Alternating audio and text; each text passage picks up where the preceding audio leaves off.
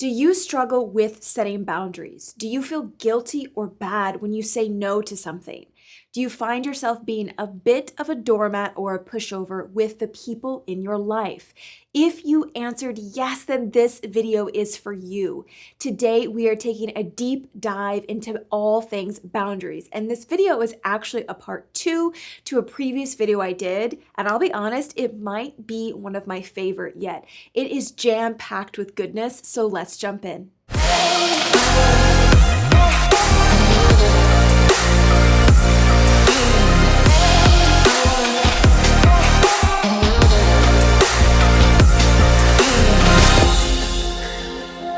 Hey y'all, welcome back. In case you are new here or we don't know each other, my name is Dr. Allison and I am a licensed clinical psychologist, and I've pretty much made it my life mission to simplify psychology. So to break down the science and teach you everything I know about how you can live a healthy and more meaningful life. In my last video, I shared a major myth about boundaries. So if you haven't seen that video yet, press pause, go watch that and come back because this video will make a lot more sense. But if you've seen it, then let's jump right in and talk about how you can hold boundaries in your life.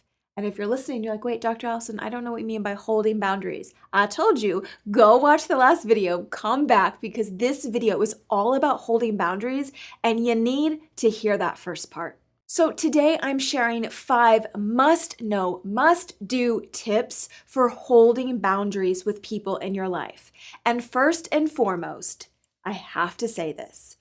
Do not set a boundary if you are not willing to hold it. If you are not willing to hold the boundary that you set, y'all, you ain't ready to set it, all right? If you are not willing to follow through on the consequences when that person crosses that boundary, then you're not yet ready to set it. It doesn't mean it's not important, but it just means that you probably need to do a little more internal work. You probably need to do a little bit more preparation before you set that boundary.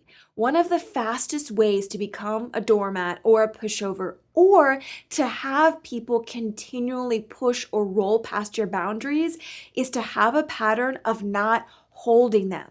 When you don't hold a boundary that you set, when you say like, ugh, never mind, or you give in or you backtrack, it tells the people in your life that you aren't very serious about protecting what you set. So first and foremost, I know this one sounds like a no-brainer, but if you're not willing to hold firm on the boundary that you set, don't set it in the first place. You got a little bit more work to do before you set that boundary.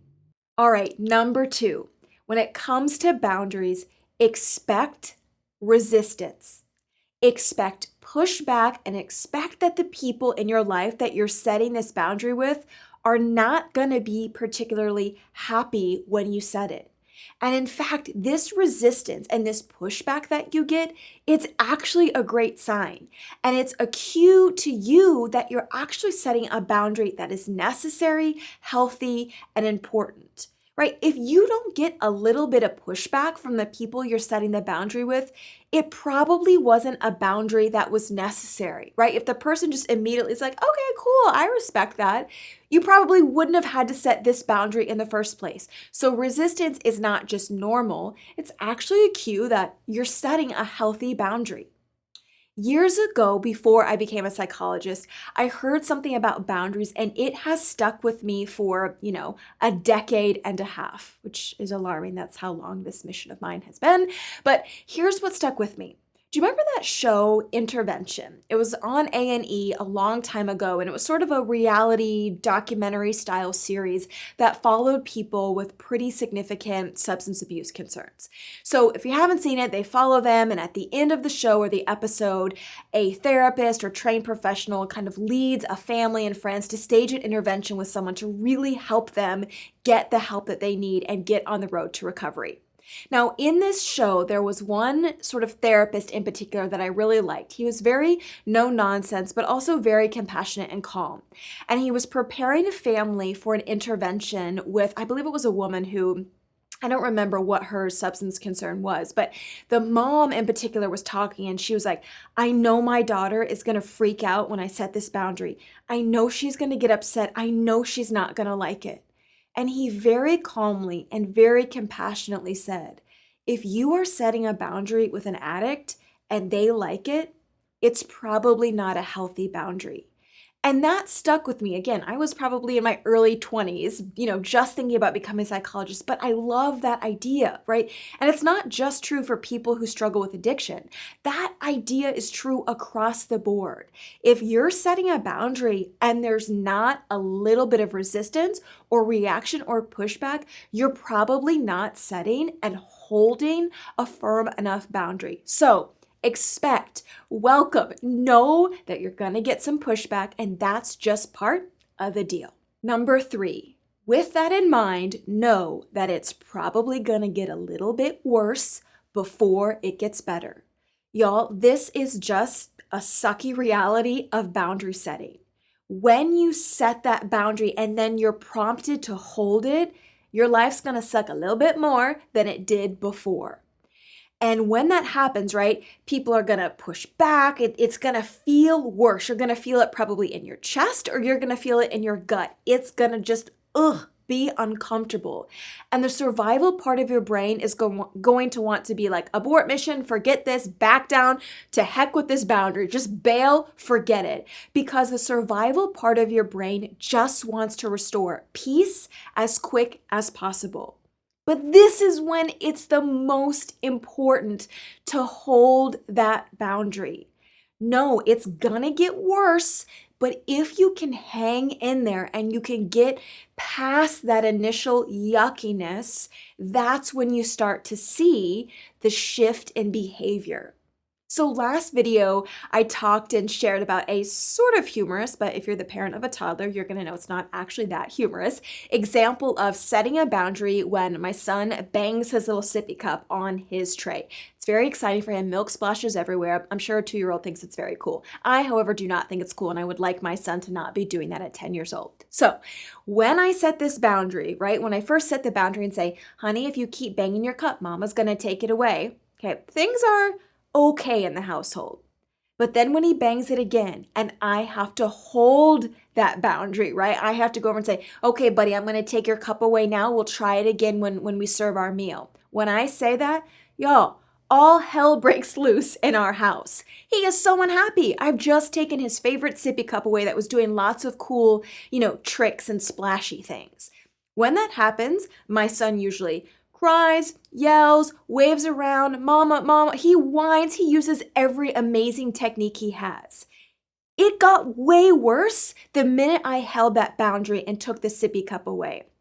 And in that moment, I'm going to be honest, every part of my brain just wants to be like, Allison, just give him the dang cup. Give him the cup, make the screaming stop. This is awful.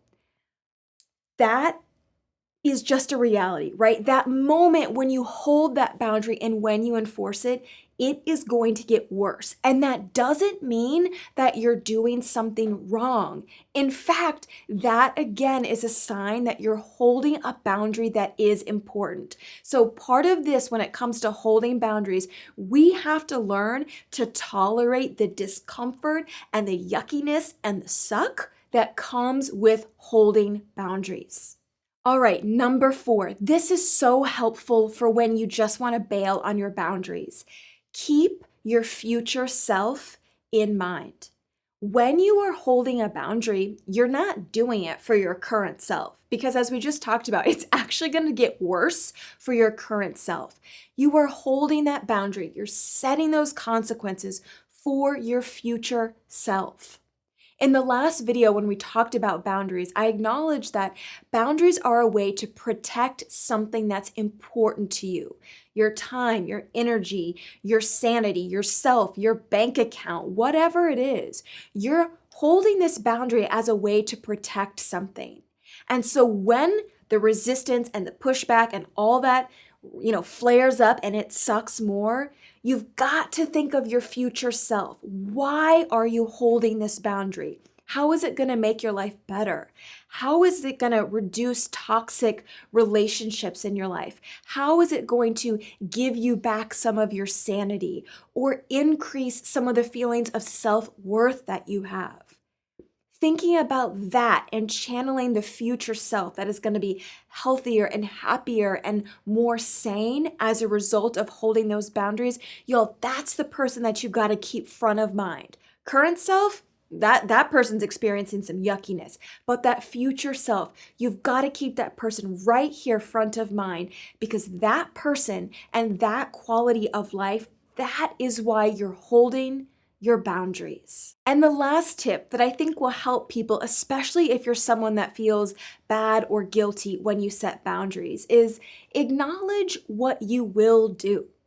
Sometimes when we talk about boundaries, I think it sends this message that you have to be like a hard ass about it, and you have to be rigid and like, just emotionless. But the reality is a lot of us just aren't wired that way. We acknowledge the emotion and it is difficult.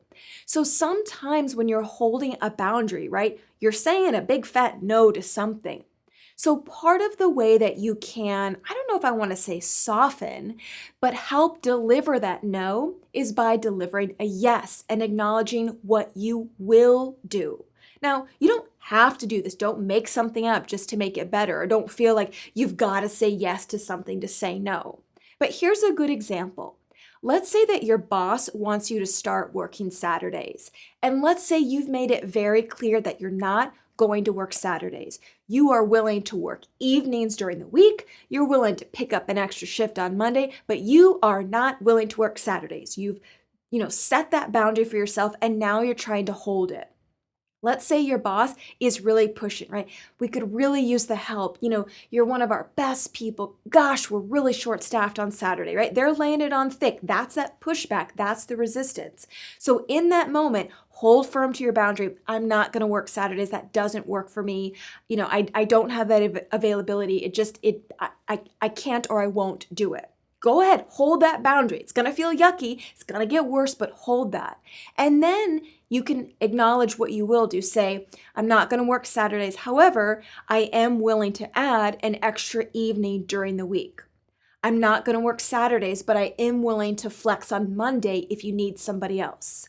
Sometimes by acknowledging or speaking to the yes or what you are willing to do, whether or not that's a new thing or something you've already agreed to, it's a way to acknowledge this is still some give and take, but you still have your boundary.